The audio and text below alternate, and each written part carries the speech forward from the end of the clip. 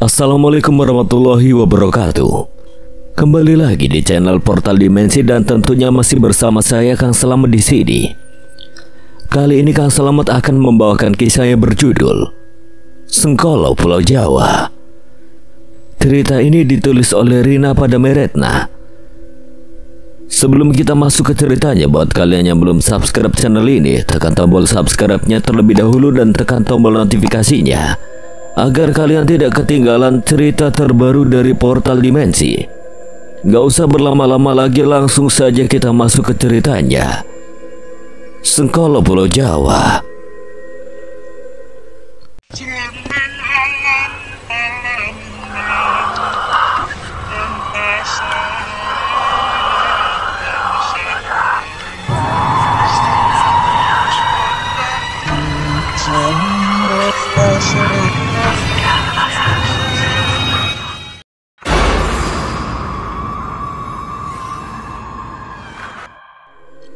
Seketika suasana hening. Pengorbanan tanpa kesediaan menyerahkan sesuatu yang paling berarti. Segel akan tetap terbuka dan Ratu Angiseta akan tumbuh hingga tak terkendali. Pilihannya bukan hidup, tapi bertahan hingga takdir memanggil. Lalu kita meredup. Damar mengerjap terengah. Panji menarik napas. Jadi ilmu bertarung dapat, tapi harga penutup segel adalah kehilangan sesuatu yang kita belum siap tentukan. Sial, dunia ini terlalu hobi sama pengorbanan. Tapi Damar kini duduk bersila, menatap tangannya. Cahaya lembut masih menyala samar di kulitnya. Kita harus siap, kita semua. Dan dalam sunyi yang mulai turun dari langit sore, mereka menyadari bahwa perang ini bukan hanya soal ratu atau gerbang, tapi tentang seberapa banyak yang rela mereka tinggalkan demi dunia yang tak pasti. Malam turun perlahan. Tenda-tenda mereka diterangi obor dan api unggun kecil. Di tengah lapangan rumput yang dibersihkan, Damar berdiri dengan mata terpejam. Tubuhnya mulai mengikuti aliran dari simbol-simbol yang ia lihat di kitab. Gerakannya lambat. Tangan kirinya merentang, tubuhnya berputar pelan. Kakinya menghentak tanah, lalu kedua tangannya seperti menarik sesuatu dari udara. Api unggun tiba-tiba meliuk ke arahnya, mengikuti tarikan tangannya. Sekar mengangkat alis. Dia benar-benar menarik unsur. Itu bukan sulap kan? Celetuk Atma sambil menyumpal mulut dengan singkong bakar. Kalau sulap aku udah panggil preman pasar buat manggung bareng. Setiap gerakan seperti membuka simbol energi. Dia menarik udara panas dan bahkan suara. Damar menyatu dalam pola. Saat dia memutar, tanah di sekitarnya sedikit retak. Rerumputan seolah menghindar. Lalu ia menghentakkan kaki kanan. Tubuhnya mengalir ke posisi berikutnya, dan sebuah semburan udara mendorong dedaunan menjauh. Aku belum pernah lihat gaya bertarung seperti ini. Tapi ada keseimbangan antara lembut dan menghancurkan. Damar mulai kehabisan napas. Ia jatuh berlutut, peluh mengucur deras. Gila, seolah setiap gerakan menyedot energinya. Damar mengangguk cepat lalu menatap mereka. Aku baru coba 2 bagian, masih ada 7 formasi lain. Panji menoleh ke langit. Kita perlu mempercepat ini, serangan bisa datang kapan saja. Sekar duduk di sebelah Damar, membuka halaman kitab berikutnya. Kalau ini memang kunci perlawanan kita, maka kau harus kuasai semuanya, tapi jangan sendiri. Aku bisa bantu dengan latihan fisik. Atma bisa bantu dengan ocehan menjebalkannya untuk menguji kesabaran. Persetan, tapi oke, gue ikutan lah. Udara berubah menjadi berat dan panas. Angin yang biasanya lembut kini seperti mengandung bara. Pepohonan bergetar pelan, disertai bau gosong yang menyengat. Ini bukan bau yang dihasilkan oleh para penjaga muda yang sedang berlatih. Ini sesuatu yang lain. Panji yang tengah berjaga berdiri kaku. Ada yang datang. Dari kejauhan suara geraman rendah menggema, lalu tanah bergetar. Obor mereka padam satu persatu seperti dihisap oleh kekosongan. Kemudian ia muncul, tingginya lebih dari 3 meter. Tubuhnya seperti bara membara, nyalanya seperti nyala dalam kulit yang retak. Mata merahnya seperti tungku api Banaspati. Tapi beberapa dari yang pernah mereka lawan, ini yang tertua, yang pernah disegel tapi kini bebas. Bersiap. Raras dan Panji menarik senjata. Atma melompat ke posisi bertahan. Tapi sebelum mereka sempat menyerang, Banaspati itu menghentakkan kakinya. Sebuah gelombang panas menyapu tanah, membuat mereka terlempar beberapa meter. Damar bangkit lebih dulu. Ia menarik napas selalu mulai mengalirkan pola Purwa Aji yang baru ia latih. Damar, jangan sendiri. Namun Banaspati itu melompat ke arahnya. Damar mengayunkan kedua tangan. Api dari tanah mengalir naik, membentuk tameng berputar. Tabrakan terjadi. Ledakan besar membuat langit sejenak terbakar merah. Panji dan Sekar memanfaatkan celah itu. Panji mengikat kaki Banaspati dengan segel tanah. Sementara Sekar memanggil semburat cahaya perak dari udara mengarah ke dada makhluk itu. Atma yang baru sadar dari pusing berteriak. Panas banget ini, siapa yang narik bak-bak sini? Damar! Aku. Damar menahan tekanan makhluk itu dengan kedua tangan gemetar. Dasar mimisan! Banaspati meraung, dari mulutnya melesat lidah api yang melilit ke arah Sekar. Tapi Damar memotong dengan semburan angin panas. Mereka bertujuh bekerja sama, bergantian menyerang, menutup celah, menciptakan formasi. Tapi Banaspati itu bukan makhluk biasa. Ia menelan api di sekitarnya dan menjadi semakin besar. Tanah meleleh di bawah kakinya. Api ini gak bisa mati. Lalu Panji menuju dada makhluk itu. Ada segel di sana. Itu pusatnya. Mereka bergerak dalam satu gerakan gabungan. Panji membuka jalan. Sekar menyinari jantungnya dan Damar menghantam titik itu dengan seluruh energi yang ia tarik dari Purwa Aji. Terdengar dentuman keras. Banaspati itu meraung kesakitan. Retak di tubuhnya menyebar seperti kaca dan akhirnya meledak menjadi debu bara, menghanguskan sekeliling tapi menyisakan mereka terengah-engah dan utuh. Sunyi, hanya suara napas mereka yang terdengar. Kalau semua latihan berakhir kayak gini, mending kita latihan buka warung aja. Mereka tertawa lemah, tapi di dalam tawa itu ada rasa takut, sebab Banaspati terkuat itu hanya penjaga, bukan ancaman utama. Langkah-langkah mereka menggema dalam lorong gua yang sempit dan berliku. Cahaya obor menari-nari di dinding batu, memantulkan bayangan panjang dari 7 sosok yang berjalan dalam diam. Suara tetesan air dan desir angin menjadi satu-satunya irama yang menemani perjalanan. Ini tempatnya, ucap Sekar pelan, menempelkan tangan ke dinding yang penuh ukiran. Kata Kinawasena, ini jalur menuju sang ratu yang dulu. Gua itu mulai melebar. Di sepanjang dinding, relief dan lukisan purba tergambar jelas, terbakar cahaya obor. Mereka berhenti di depan salah satunya. Seorang perempuan duduk di singgasana, dikelilingi oleh pelayan, anak-anak, dan burung-burung. Senyum lembut di wajahnya tambah hidup, tapi pada gambar berikutnya, singgasana itu kosong. Anak-anaknya hilang, wajah perempuan itu berubah, penuh luka dan air mata.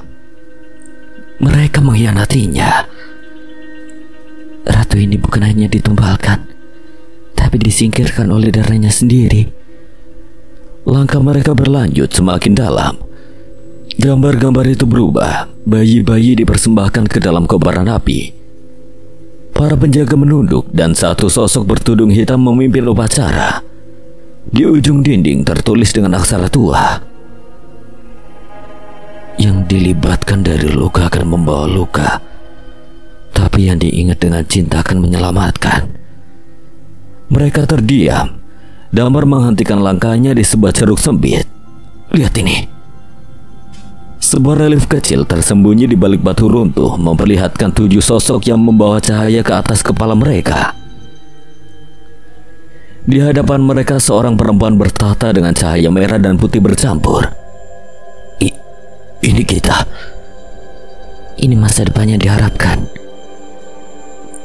Kalau kita berhasil, Damar berhenti sejenak memandang ke dalam gua yang gelap. Pikirannya masih terbelenggu dalam banyak pertanyaan dan salah satunya terus berputar dalam benaknya. Ia mengangkat wajahnya menatap Panji dengan tatapan serius. Panji, jadi sebenarnya penjaga wilayah yang bisa memanggil kekuatan itu tidak hanya kita bertiga. Ada lebih banyak. Panji berhenti sejenak sebelum mengangguk pelan. Ia menatap Damar dengan mata yang penuh makna. Kemudian berkata dengan suara pelan namun tegas. Tidak hanya kalian bertiga, Damar. Sebenarnya jumlah penjaga seperti kalian ada 15.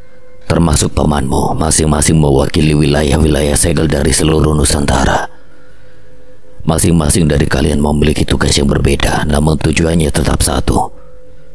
Untuk menjaga gerbang, menjaga keseimbangan dan menghalau ancaman yang datang dari dalam dan luar dunia ini. Damar terdiam, tak menyangka akan mendengar penjelasan seperti itu. Ia menggigit bibir mencoba memahami apa yang baru saja dikatakan oleh Panji. Lalu siapa saja mereka? Maksudku selain kita bertiga. Mereka ada yang sudah jauh lebih lama bergabung. Beberapa di antaranya bahkan bisa disebut legenda. Kita memiliki penjaga dari Sumatera, Jawa, Bali, Kalimantan, Sulawesi, Maluku, bahkan Papua. Mereka yang lebih tua, lebih berpengalaman, tapi kalian yang terpilih di sini adalah generasi yang mewarisi tugas besar mereka. Dan kami keluarga pewaris yang bukan pemanggil, sama saja bertanggung jawab untuk tugas warisan itu. Sekar yang sejak tadi diam mengangguk pelan.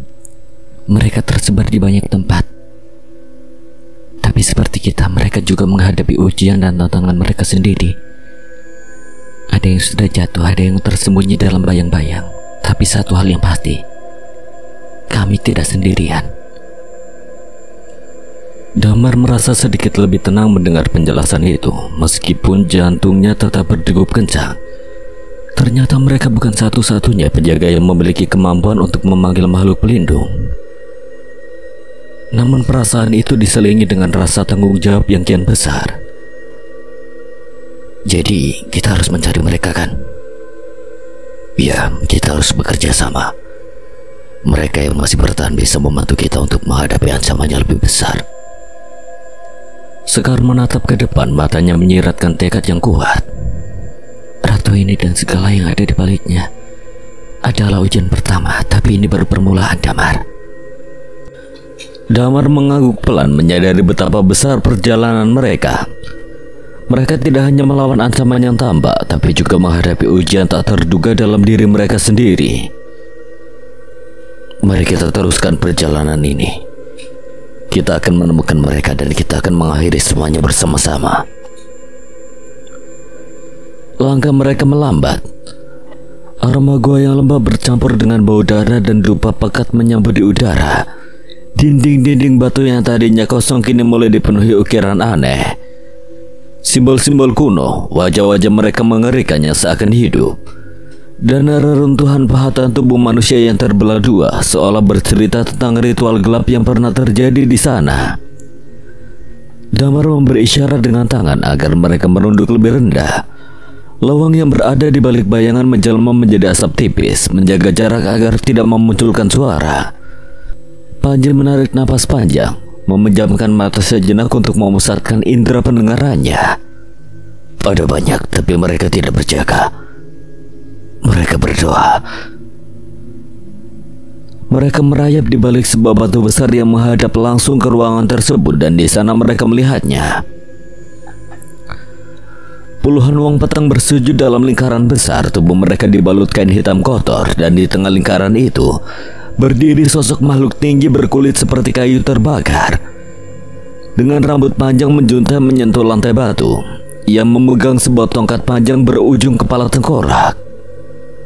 Sosok itu mengangkat tangannya dan dari sekujur tubuhnya menyebar aura panas yang menusuk tulang. Salah satu panglima ratu. Dan itu, ia menunjuk ke tengah altar, di mana terdapat sebuah lempengan batu, tertancap keris pusaka berwarna darah. Segel. mereka akan membukanya. Lawang tiba-tiba berbisik dari balik bayangan, suaranya menggema dalam kepala mereka. Kalau mereka berhasil, kekuatan yang bangkit bukan hanya ratu, tapi yang jauh lebih purba. Kita tidak boleh terlambat. Atma yang bersembunyi di sisi lain berbisik. Sekarang atau tunggu. Damar memandang Panji dan Sekar, jantungnya berdegup kencang. Ini bukan sekedar mengintai lagi, di hadapan mereka adalah titik balik. Membiarkan musuh menyelesaikan ritual atau mempertaruhkan nyawa mereka sekarang juga. Kita tunggu tanda, tapi jangan terlalu lama. Begitu mereka mulai membuka segel, kita harus bergerak. Sekar meraba senjatanya, Atma menggertakkan gigi, dan Lawang bersiap menyatu kembali. Dalam keheningan gua itu mereka menanti. Ketegangan kian menebal, seperti pelatuk busur yang ditarik dan siap meletus kapan saja. Tiba-tiba udara dalam gua berubah, dari hangat lembab menjadi dingin menggigit, seolah waktu berhenti berputar. Suara-suara bisikan aneh memenuhi dinding batu. Dari lorong gelap yang lebih dalam muncul langkah kaki pelan, berat namun irama yang tidak bisa dilupakan oleh mereka yang pernah melihatnya. Sosok itu perlahan muncul dari balik kegelapan, sang ratu. Kini ia bukan lagi bayi menyeramkan yang baru dilahirkan dari rahim tumbal. Ia telah tumbuh menjadi wanita dewasa, tinggi semampai mengenakan jubah ungu tua yang menjuntai menyapu tanah. Mahkota dari tulang dan batu merah menghiasi kepalanya. Wajahnya cantik, tapi begitu salah. Matanya kosong seperti lubang tak berdasar, dan senyumannya menyeringnya terlalu lebar untuk wajah manusia biasa. Semawang petang langsung bersujud, merayap menyentuh tanah sambil melantunkan nyanyian dalam bahasa yang sudah punah. Sang ratu berjalan perlahan menuju altar, di mana keris darah masih tertancap. Di tangannya, ia menggenggam jantung, masih berdenyut milik seorang wanita hamil yang tubuhnya tergolek tak bernyawa di sisi altar. Ratu itu mengangkat jantung tersebut tinggi-tinggi. Darah ibu adalah pintu, tulang anak adalah kunci. Semesta akan dibalik, yang di bawah akan naik, yang di atas akan jatuh. Ia meletakkan jantung di atas keris. Darah menetes deras, mengalir seperti sungai, menyentuh pahatan di batu dan menyulut simbol-simbol yang menyala merah menyala. Gua berguncang pelan, udara semakin tipis. Damar menggepalkan tangan. Kita tidak bisa menunggu lagi. Kita tunggu satu kesalahan. Namun kesalahan itu tidak datang. Sang ratu melanjutkan ritualnya. Dari langit-langit gua mulai menetes cairan hitam, dan dari genangan itu tangan-tangan kecil muncul. Bayi-bayi cacat dan rusak merangkak keluar sambil merintih lirih.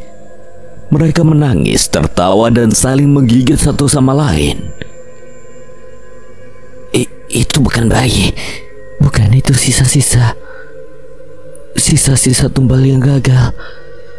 Lawang bergetar, berubah menjadi tubuh utuhnya dan mendesis dalam bahasa roh. Kalau kalian mau menyerang sekarang, kalau tidak akan ada lagi siang setelah malam ini. Langit malam pecah oleh kilat dan semburan api. Jeritan dan dentuman memenuhi udara saat pasukan penjaga menyerbu altar dengan keganasan yang mengguncang bumi. Damar memimpin di barisan depan, tubuhnya diliputi bara dan lava yang menyala dari kulitnya, membakar setiap makhluk uang petang yang mencoba mendekat. Di sisi lain, Sekar menari dalam pusaran kilat. Tiap lompatan melepaskan petir yang menyambar keras, memusnahkan musuh dalam sekejap.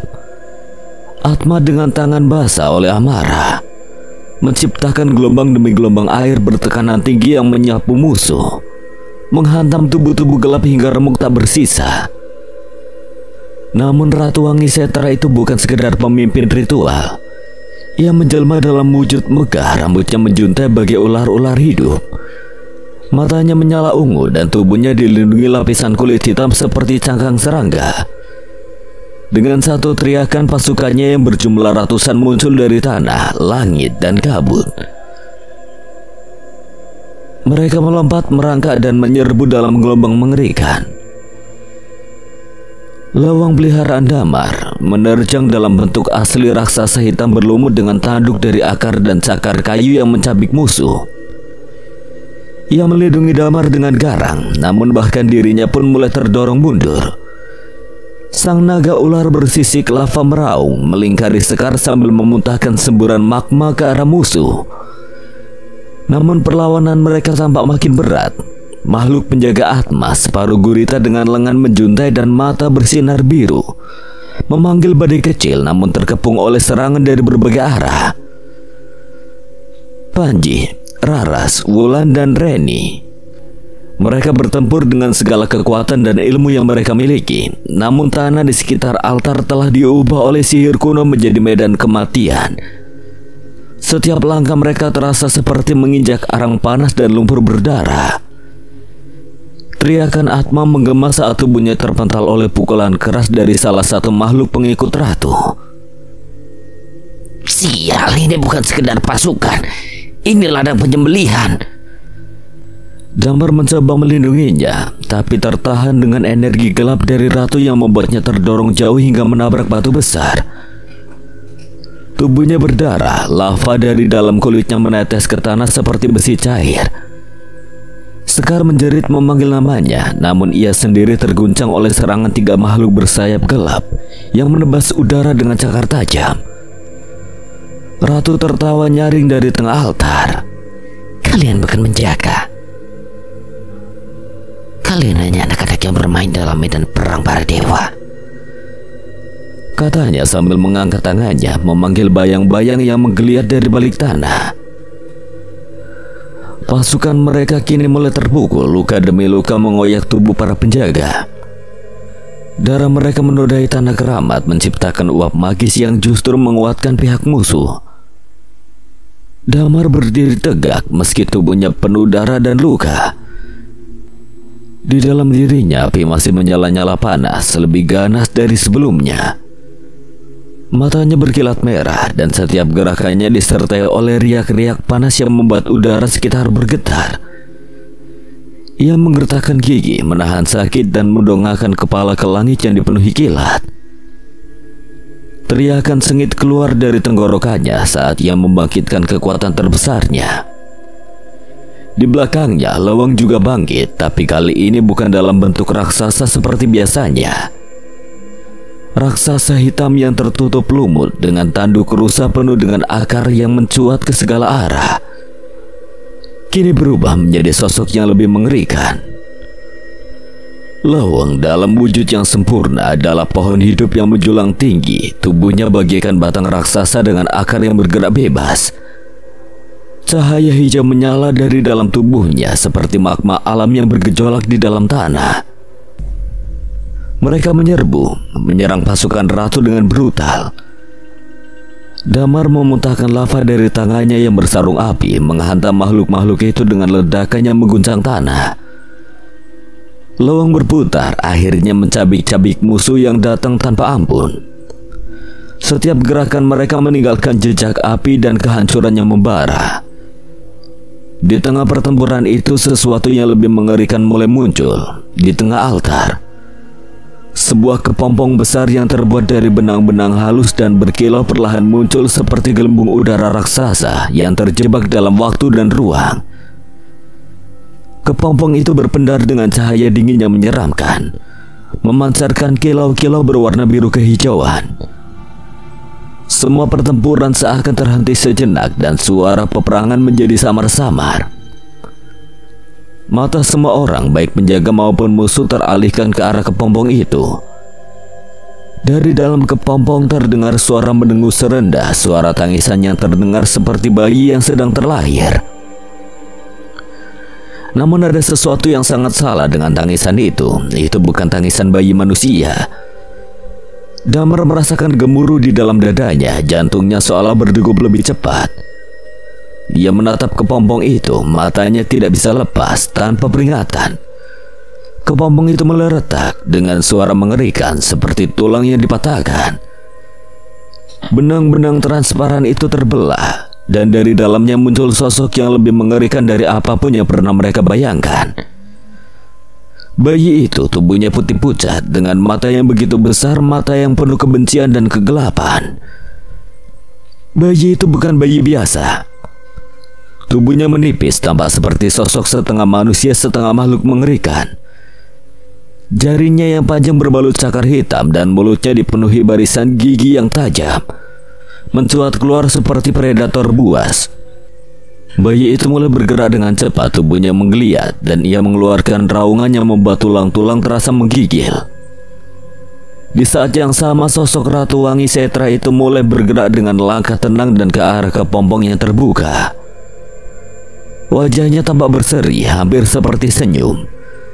Tapi senyum itu tidak mengandung kebahagiaan, hanya kegelapan. Perlahan Ratu memasuki kepompong, tubuhnya dilingkupi cahaya yang semakin terang. Ratu itu terhubung dengan bayinya, dengan makhluk yang baru saja terlahir itu. Cahaya yang memancar dari mereka berdua mulai menyelimuti altar, dan semua udara terasa berat, sesak. Seperti angin dingin yang menusuk, aura yang begitu gelap mulai meresap ke seluruh tanah. Rasanya seperti dunia ini dipenuhi oleh bayangan. Kegelapan yang tidak kasat mata pun bisa dirasakan oleh setiap penjaga yang hadir. Energi Ratu Wangi Setra menyatu dengan bayi itu, dan dalam sekejap tubuhnya menjadi lebih besar, lebih kuat, berkilau dengan cahaya berbahaya yang menghantui. Ratu yang dulunya sosok yang tidak lebih dari bayangan dan kebohongan, kini benar-benar menjelma menjadi sesuatu yang lebih menakutkan. Dia adalah ratu yang terlahir kembali dengan bantuan dari kekuatan iblis yang baru lahir, yang begitu gelap. Prabu Kalasraya dengan senyum mengerikan, ia memandang Damar dan lainnya. Ini adalah takdir yang telah lama menunggu, kata yang kini terdengar lebih berat seperti gema dari alam lain. Sebuah raungan keras mengguncang udara saat bayi Prabu Kalasraya kini menjadi entitas yang lebih besar dan lebih ganas. Berlari ke arah mereka, dunia terasa berhenti dalam sekejap. Udara dipenuhi oleh bau busuk dan tanah mulai retak, mengeluarkan asap kelam yang menjulang tinggi. Mereka semua tahu pertempuran ini baru saja mencapai titik terburuk. Tubuh Raras terlempar menghantam dinding batu, darah hangat mengalir dari pelipisnya. Panji berteriak.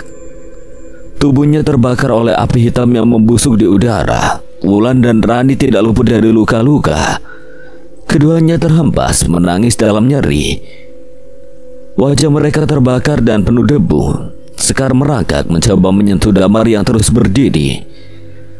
Meski lututnya gemetar, tubuhnya sudah kehilangan terlalu banyak darah. Tubuhnya sudah terlalu ringkih. Damar berlutut, napasnya tak teratur. Lowong telah roboh tak jauh darinya, tubuhnya penuh sayatan. Saat Damar mencoba bangkit, tangan tak kasat mata mencengkeramnya. Dari kejauhan ratu yang kini menyatu dengan kekuatan api hitam melayang. Matanya membara tanpa ampun. Dengan gerakan pelan namun pasti, ia mengangkat Damar ke udara seperti boneka rapuh. Teriakan Raras menggema saat melihat Damar mengambang tanpa daya. Kilatan api hitam melesat dari telapak tangan sang ratu menembus bahu kiri Damar. Damar menyebur liar, Damar menjerit, tubuhnya terpelanting jauh menghantam tanah seperti kain sobek. Suara patahan tulang terdengar jelas. Sementara itu Sekar yang berusaha menahan ledakan petir di tangannya kini terjebak. Sang Prabu Kalasraya dengan senyum keji menatapnya. Ia melambaikan tangan dan dari tanah muncul tiang-tiang batu hitam yang melingkari Sekar. Api muncul perlahan, bukan api biasa. Api itu menjilat tubuh Sekar dengan perlahan, menelusuri jari-jarinya, lengannya, lehernya, dan Sekar menggertakkan giginya menahan jerit. Reni dan Raras mencoba menyerbu dari dua arah, tapi tubuh mereka diterjang gelombang sihir beracun yang dilemparkan oleh sang ratu. Raras terpental ke dinding gua, menghantam keras dengan darah keluar dari kepalanya. Reni tergeletak di tanah, punggungnya mengeluarkan asap hitam seperti dibakar dari dalam. Panji sudah kehabisan amunisi kekuatannya, tubuhnya roboh berlutut sambil menggenggam tombaknya. Dia mengayunkan senjatanya seadanya untuk menahan serangan, namun pedang sihir Prabu menghantamnya keras, mengoyak kulit dan membuatnya memuntahkan darah. Atma masih berdiri, tubuhnya compang-camping, darah menetes dari dahinya, dan penjaganya yang tak sadarkan diri. Tentakelnya terseret-seret pertempuran di tanah. Atma menatap satu persatu temannya, Damar yang terengah, sekali yang kini tubuhnya terbakar hidup-hidup namun tetap menggenggam kilat, Raras yang berdarah di dinding, Panji yang terkapar dengan napas berat, Reni yang menangis meski tidak bisa bergerak. Dan ia tahu, ia sangat tahu waktunya telah tiba seperti kata kitab. Untuk menutup segel butuh 3 unsur: cahaya, darah, penjaga suara dari tanah leluhur, dan pengorbanan sukarela. Tubuhnya bergetar, napasnya sesak, tapi ia tahu ia tidak ada waktu lagi. Atma, jangan! Damar memohon, tapi Atma hanya menoleh dengan senyum getir. Wajahnya kotor oleh debu dan darah, tapi senyumannya lembut seperti cahaya rembulan terakhir sebelum pagi.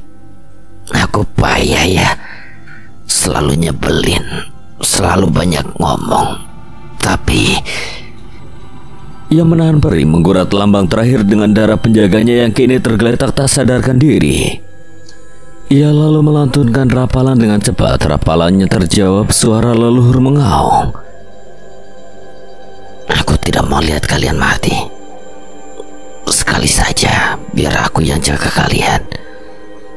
Kalian harus pulang. Semua harus pulang. Jangan lakuin ini. Sekar menjerit, menyeret tubuhnya ke arah Atma, tapi air sudah mulai muncul, mengalir dari tanah, dari udara, dari luka Atma sendiri. Air itu seperti roh meliuk menari menyanyikan lagu perpisahan. Ia mengelilingi Atma dan penjaganya membentuk pusaran. Prabu Kalaseraya merontah membakar air yang tidak ada gunanya. Air itu memadamkannya, menyerangnya, mengurungnya di belakang Atma. Bersinar lembut namun perlahan semakin terang. Atma, hentikan! Damar berlari tertatih, namun air itu membentuk dinding, menjauhkan Atma dari mereka semua. Dengan mata berlinang, Atma menatap mereka dari balik tirai air yang kini mulai mengkristal. Panji, jangan selalu nyalahin diri sendiri. Raras, kamu tetap harus jaga mulutmu. Wulan, Reni, tetap tertawa dan Sekar. Jangan terus merasa kamu sendirian. Kamu punya mereka. Kamu punya dia. Damar. Air membeku hampir penuh kini. Kamu jangan berhenti percaya sama api di dalammu. Karena aku percaya. Aku percaya dengan kalian. Damar menangis. Dia merangkak ke arah Atma, sekuat tenaga ia mencoba menghentikannya. Aku gak mau, tapi aku harus. Kristal itu kini berdiri kokoh, bening, indah, dan memilukan. Di dalamnya Atma dan pelindungnya terperangkap dalam keabadian, mengurung Prabu Kalaseraya yang kini kembali diam, tertidur dalam segel air yang kini mengeras seperti jiwa yang patah. Damar meraung, menghantam kristal dengan kedua tangannya sampai berdarah. Kenapa bukan aku? Kenapa bukan aku yang pergi? Sekar bersimpuh, memeluk dasar kristal yang dingin. Tubuhnya gemetar hebat. Kamu tunggu. Kenapa kamu harus menyelamatkan kami dengan cara begini? Panji hanya bisa menitikkan air mata, memegangi pundaknya yang berdarah, menatap kosong. Raras memalingkan muka, air matanya jatuh tanpa suara. Wulan dan Reni tidak lagi bisa berdiri, mereka hanya diam, menatap lantai batu, tak percaya kehilangan itu nyata. Kristal itu berdiri megah dengan gemerlap cahayanya seperti monumen dari kehilangan. Jerit itu datang seperti petir meledak dalam dada langit. Sang ratu menyaksikan dengan mata melebar dan napas memburu ketika Prabu Kalasaraya harapannya. Titisan kehancuran terperangkap dalam kristal air bening yang memantulkan cahaya dari nyala api, tangis dan darah. Tubuhnya berguncang, api hitam mulai menjalari jubah panjangnya, melelehkan kain dan menyatu dengan kulitnya yang retak seperti tembikar terbakar. Ia menjerit, menggema dalam pekikan panjang dan menyayat yang membuat tanah bergetar dan langit merunduk dalam gulita. Dengan langkah gila dan tak terarah, sang ratu melompat dari altar, membelah udara seperti bayangan maut. Tangannya terangkat, cakar api hitam berpendar menyala. Diarahkan lurus ke dada Damar yang masih terduduk lemah di hadapan kristal yang mengurung Atma. Dasar bocah tidak tahu diri. Saat itu juga, cakar api melesat, siap mencabik jantung Damar.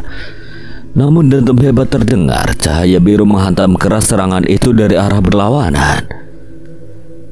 Tubuh sang ratu terpental ke udara, terbakar sejenak oleh api biru yang menyala aneh. Api yang tenang namun mengikis kulit seperti asam.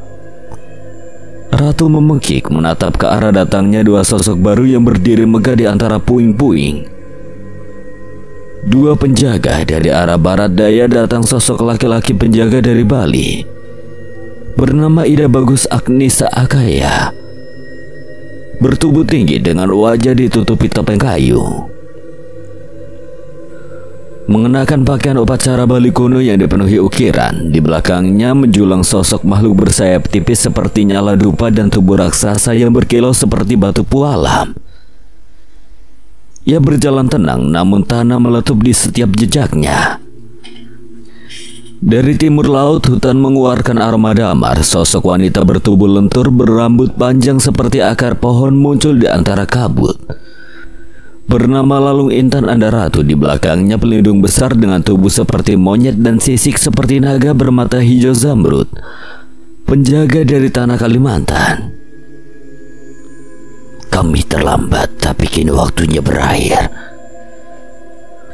ujar Sakya, suaranya dalam dan berat seperti suara gamelan dalam gua. Sang ratu melengking, tubuhnya kini menyatu dengan api hitam. Dari punggungnya mencuat sayap tulang yang meneteskan darah. Matanya membara bagai neraka terbuka. Aku akan menghancurkan kalian.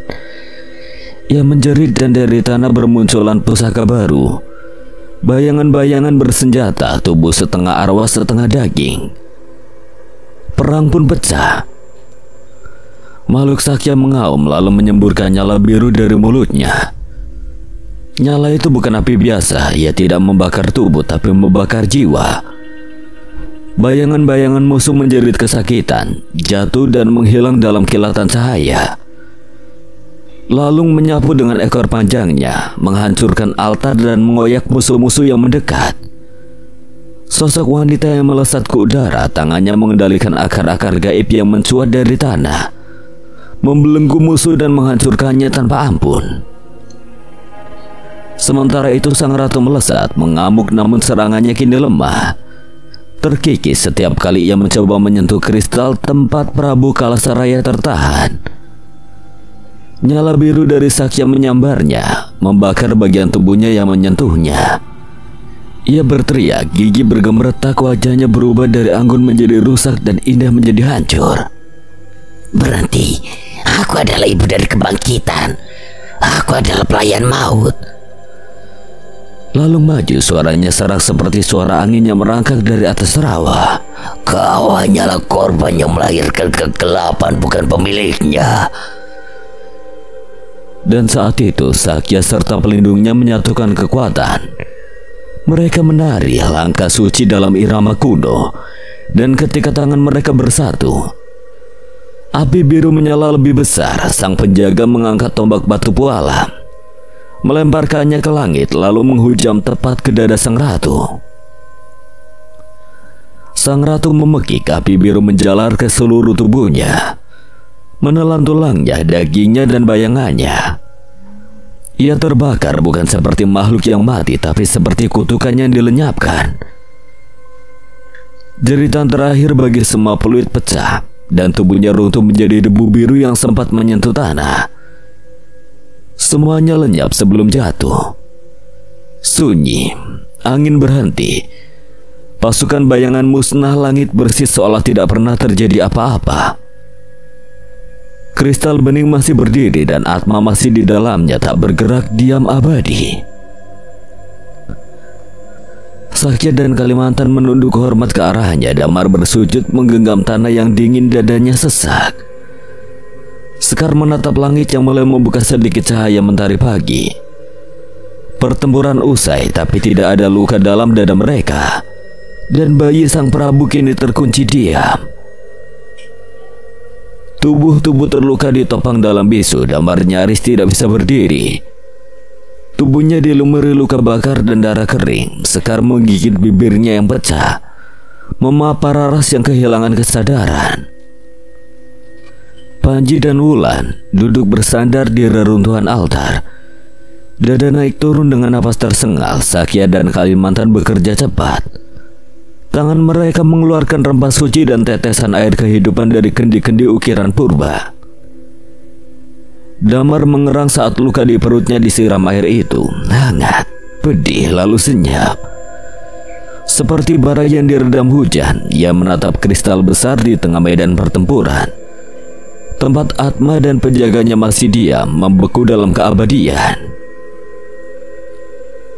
Dia sudah menebus lebih dari yang bisa dibayangkan siapapun.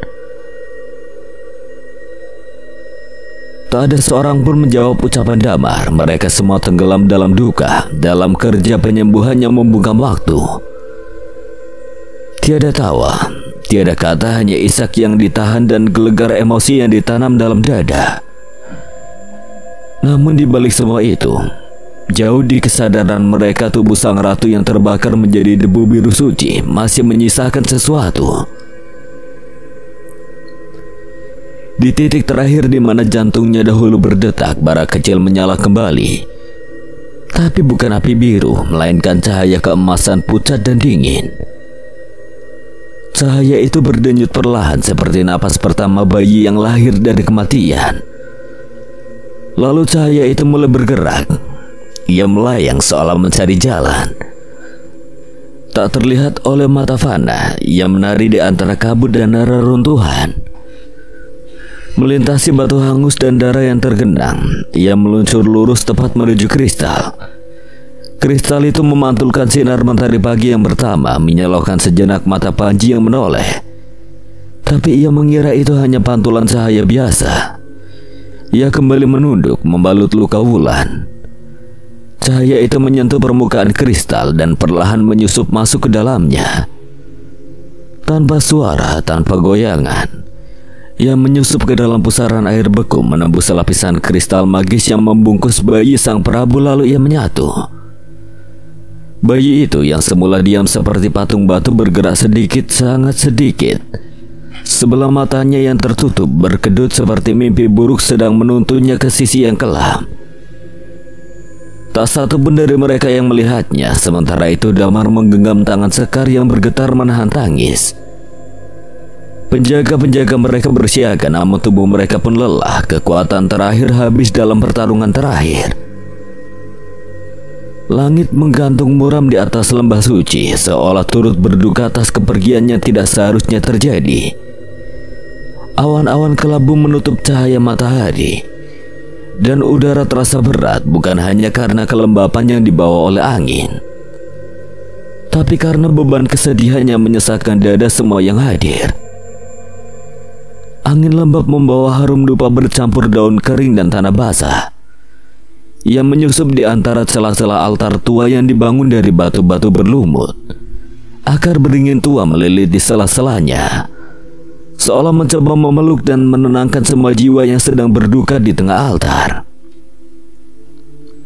Sebuah kain putih diletakkan, kain yang disulam dengan lambang air dan angin, dua elemen yang paling dicintai Atma. Di atas kain itu terbaring pusaka kecil miliknya, sebuah ikat kepala biru yang warnanya telah pudar oleh waktu, peluh dan pengorbanan. Tak ada jasad, tak ada tubuh untuk dimandikan, dibungkus kain kafan atau dipeluk untuk terakhir kalinya. Hanya sepotong benda peninggalan dan kenangan yang berserakan seperti pecahan kaca dalam dada setiap orang yang mengenalnya. Yang tersisa hanya luka yang dalamnya melebihi samudra. Luka yang menolak sembuh meskipun waktu nanti akan berlalu ribuan tahun. Sekar berdiri dengan tubuh gemetar, pipinya basah oleh air mata.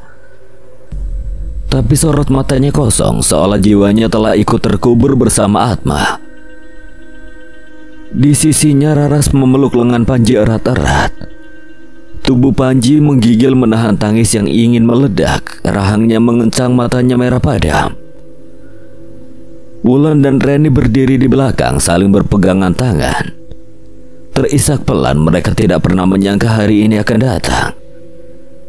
Mereka yang dulu pernah tertawa bersama Atma, bertengkar kecil dengannya, bahkan kadang mengutuk sifat keras kepalanya, kini berdiri dalam diam karena tak satu pun kata cukup untuk mewakili duka yang mereka rasakan.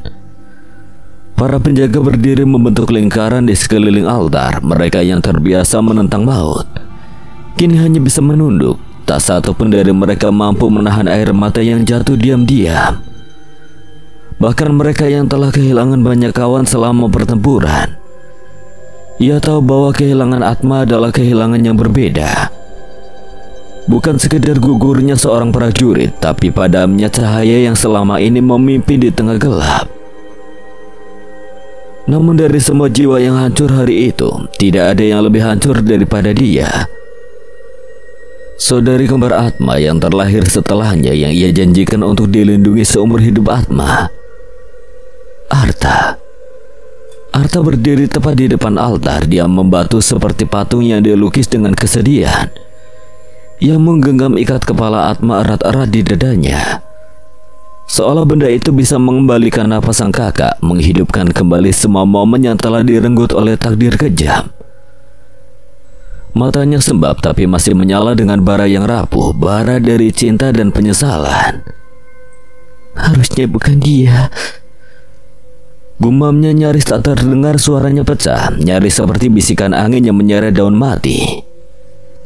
Kami dilahirkan bersama, kami dibentuk dari rahim yang sama, dari darah yang sama, kami tumbuh bersama, kami jatuh dan bangkit bersama. Kenapa harus dia yang pergi duluan? Tak ada yang menjawab. Yang terdengar hanya suara daun yang bergesekan lirih, dan sesekali isak tertahan dari mereka yang menyaksikan. Arta melangkah dengan tubuh lunglai ke arah altar. Ia mengangkat ikat kepala itu tinggi-tinggi, lalu menjatuhkan diri berlutut dengan kedua tangan gemetar. Ia mencium tanah yang dingin dan lembab lama sekali sebelum perlahan-lahan menaruh pusaka itu di sana. Tangannya menolak melepaskannya, tapi ia tahu ini saatnya melepaskan. Hari ini bukan hanya aku yang kehilangan kakakku.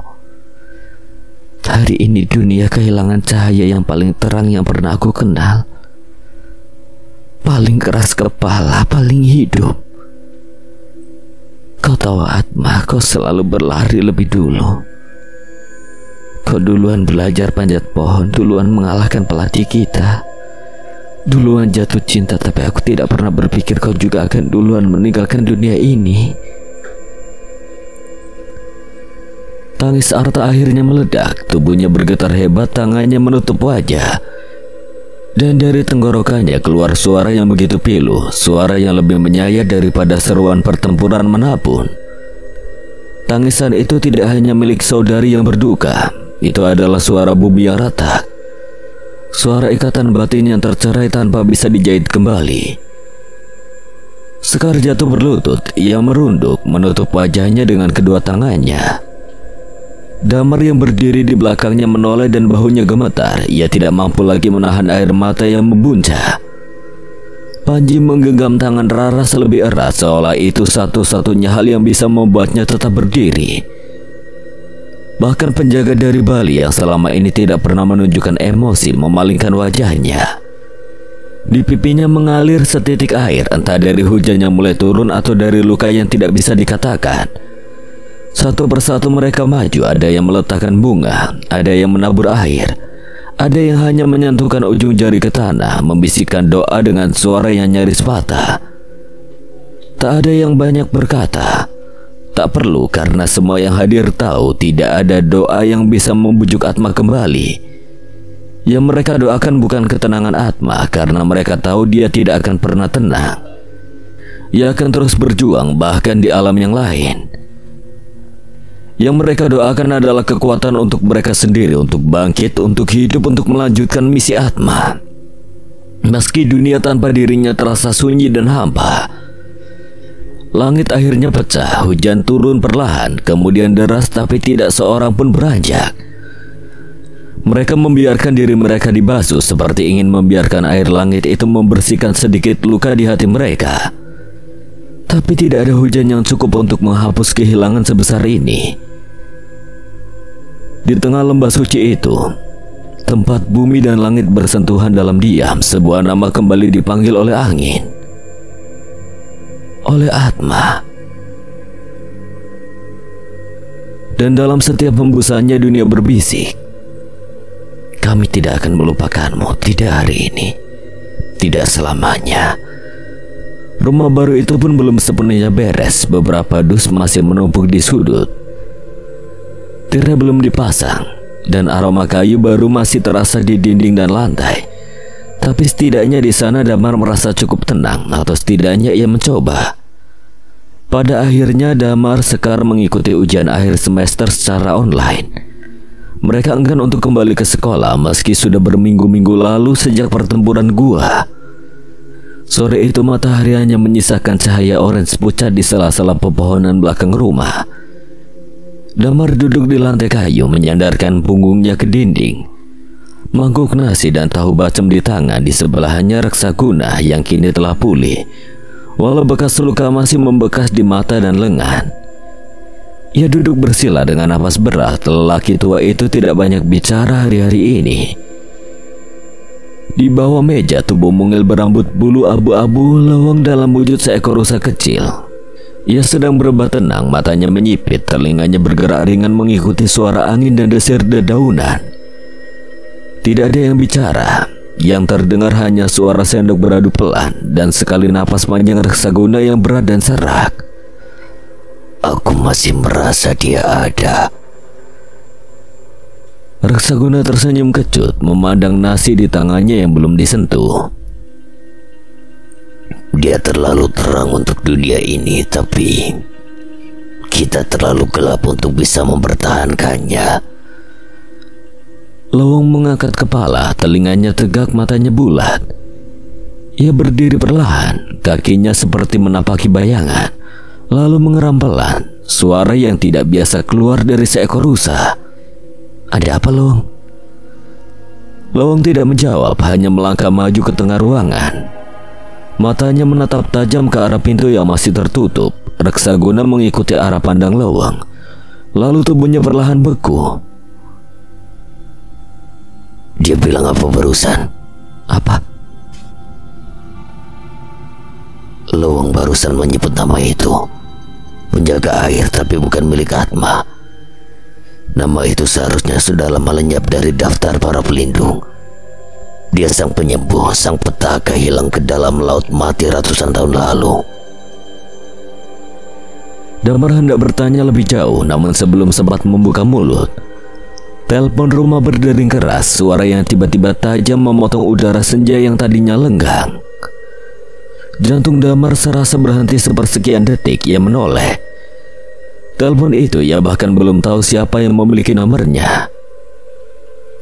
Ia melangkah 1-2 lalu tergelincir karena panik dan terkejut. Tubuhnya hampir menghantam meja sebelum ia bangkit lagi dan berlari ke pojok ruangan tempat telepon itu tergantung. Tangannya gemetar saat mengangkat gagang. Halo? Suaranya pecah, tergesa, nyaris putus napas. Tak ada suara, hening sunyi yang menakutkan, lalu pelan.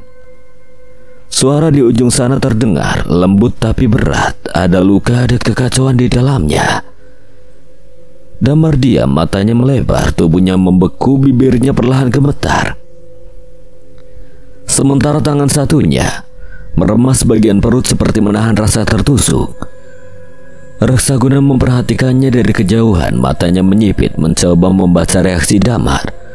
Namun Damar hanya menjawab dengan satu bisikan, lemah dan nyaris tak terdengar. Apa maksudnya? Lalu gagang telepon jatuh dari tangannya, menggantung dan berayun pelan. Suaranya bergoyang seperti lonceng kecil di ujung dunia. Damar tak bicara. Ia hanya berbalik dan berlari keluar rumah tanpa alas kaki, menerobos sisa cahaya senja yang berubah menjadi gelap kebiruan. Damar menerjang ke dalam reruntuhan gua, napasnya berat, dadanya naik turun. Sekar mengikutinya dari belakang, wajahnya basah oleh air mata. Keduanya tak peduli pada batu-batu tajam, pada panggilan-panggilan panik dari penjaga dan keluarga.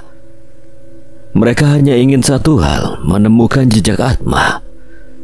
Debu dan cahaya samar mengambang di udara ketika mereka sampai di medan yang pernah menjadi tempat pengorbanan. Kristal besar itu pecah, retakannya menyebar seperti jaring laba-laba bercahaya, menyisakan hanya bagian-bagian kecil yang mengambang perlahan, seperti abu dari nyala yang padam. Tapi bukan itu yang membuat Damar berhenti mendadak. Atma duduk di tengah reruntuhan, masih hidup, masih dengan rambut acak-acakan.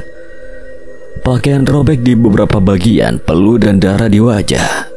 Di pelukannya Arta menunduk menangis sesegukan, dan Atma begitu melihat mereka, bukannya tersenyum manis atau menyapa hangat, ia justru mendongak dan berkata dengan nada malas, "Lama banget kalian. Gue udah kayak drama Korea episode terakhir nunggu kalian nangis di sini. Mana soundtrack sedihnya nih?" Sekar langsung berlutut dan menangis, menutup wajahnya dengan kedua tangan. Damar gemetar di tempatnya, antara ingin tertawa, marah atau langsung memeluknya sampai retak tulangnya. Atma melanjutkan mengangkat satu tangan sok dramatis. "Tadi itu udah sempurna banget loh, gue udah sempat pose mati paling ikonik. Gaya menengadah, cahaya dari langit, suara hati. Aku rela demi kalian. Terus tahu-tahu ada tentakel anget nyeret gue keluar kayak pop mie rebus. Tega banget. Udah niat pamit elegan malah gagal." Damar menjatuhkan lututnya lalu merangkak dan memeluk Atma sekuat tenaga yang ia bisa. Air matanya tumpah begitu saja. Sekar merangkul dari sisi lain. Tubuhnya bergetar hebat. Arta yang masih dalam pelukan Atma ikut tertindih tapi tidak peduli. Ia pun memeluk erat tubuh kakaknya. "Gue gak sempat nulis surat wasiat, tapi udah keburu bikin judul, Atma pengorbanan yang gagal total. Bayangin tuh, kecewa gak lu?" Sekar mengangkat wajahnya masih menangis sambil tertawa kecil. "Kami pikir kamu..." Ye, udah. Gue tahu kalian nangis-nangis dramatis, terus tiba-tiba gue muncul dan semua orang lega banget. Kayak akhir sinetron Ramadan kan? Tapi ya maaf banget nih ya, gue nggak bawa hadiah, apalagi si bayi setan itu dia kabur. Jadi ya selamat datang di season berikutnya." Damar menatap wajah Atma lekat-lekat. Matanya merah, hidungnya basah. "Kenapa waktu nyelamatin dunia itu nggak ada yang tepuk tangan? Masa gue udah mau mati hidup lagi, yang nyambut cuma kalian yang bawa asap dan nangis belepotan." Raras yang datang dari belakang menjita kepalanya pelan. "Karena yang hidup lagi itu kamu, bukan dewa." "Kalau aku jadi dewa, udah dari tadi kalian semua berubah jadi batu. Kecuali Pak Panji, pasti jadi pohon pisang." "Sial." "Jadi gimana rasanya disegel?" "Wah, tentu menyenangkan cuy. Kamu harus coba deh sekali-kali.